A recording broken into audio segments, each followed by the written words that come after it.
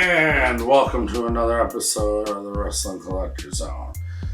I have for you another review that I am bringing to you today, and this one is on another video or full-length documentary that I watched through Amazon Prime. This one is an older documentary I have seen in the past. I've watched it a couple times. I'm sure most of you guys out there have watched it at one time or another. If not, I would say definitely check it out. I don't know if it's still available on Hulu. I know it used to be available on Hulu and some other streaming services, but I know at least right now that it is available on Prime. If you have Amazon Prime, it is free to watch. Card subject to change is exactly what they say, the term that they always used in wrestling, that the card is subject to change. They would print that on their posters and flyers and stuff, because you never know when you show up. A wrestler may not show up, or a booking may not happen. Something may have got changed in the booking. So the card is always subject to change. That way they don't have to do refunds.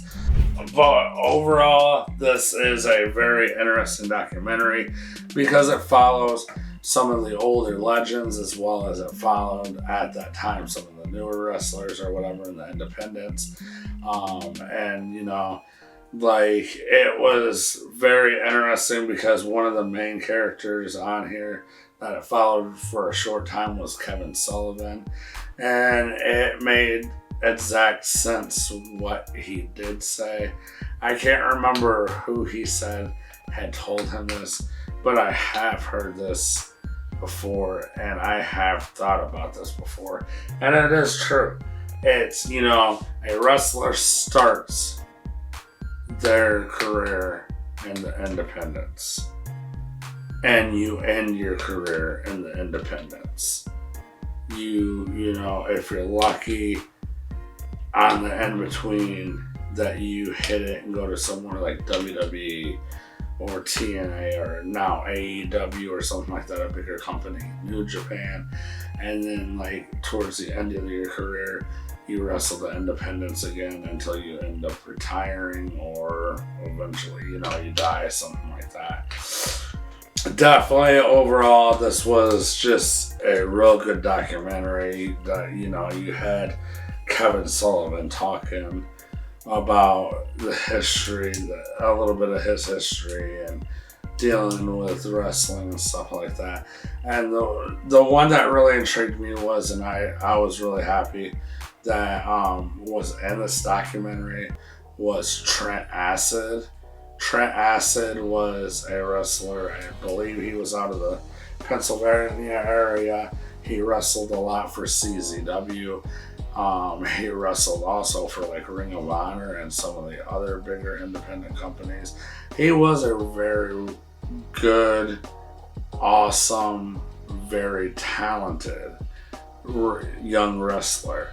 And it was very unfortunate because he did have his own demons, just like a lot of wrestlers do, that he, in the long run, wasn't able to keep up with and deal with.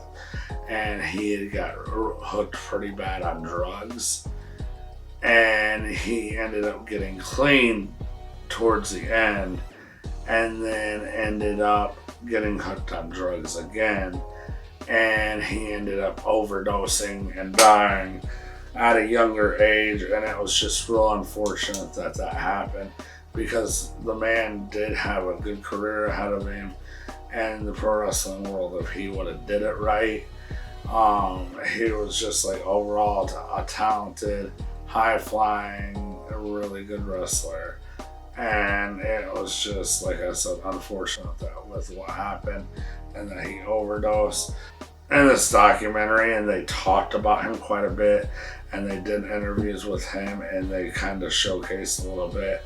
And there was a specific promoter that they followed within this documentary, and he had talked about, some of the wrestlers and how it went, and how some of them didn't show up or you couldn't trust and count on and blah, blah, blah, stuff like that and everything. So it was just like overall a real good documentary. Sorry about dragging on with that, but I was trying to think if there's any key points that I'm missing. But it was just overall a good documentary that I would say you guys should sit down and watch, because it gets from both sides of the spectrum. That you have a promoter here, specific promoter that they're following, and you get the feel of what a promoter goes through in the wrestling business, but you also get that feel of what the wrestler goes through in the business of professional wrestling, and what they really have to deal with and put up with in their life in wrestling. And so I would say this is definitely worth a watch, at least one watch. For me, like I said, I've watched it more than once. I will probably go back and watch it again before they take it off of Prime. But it is a great documentary from 2010.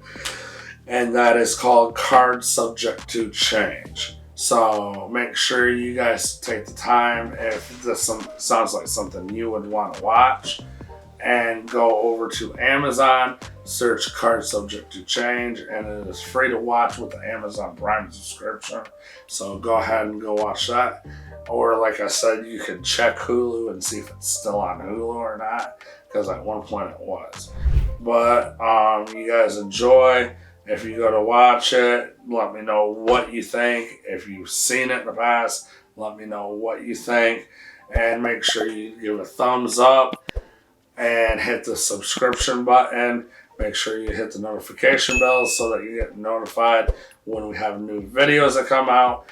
If you guys have any suggestions for content or questions, drop them below. Let's get some discussion going. Drop them below and just let me know what overall you guys think, or if there's something you're wanting covered or a review on something. But drop that below and let's get to that. Other than that, you guys stay safe out there during this pandemic time.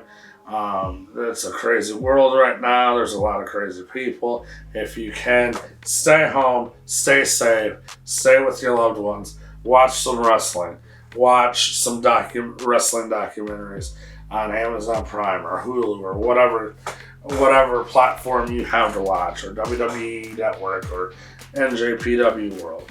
But thanks again for watching, and I will see you guys next time. Stay safe. This is the Wrestling Collection.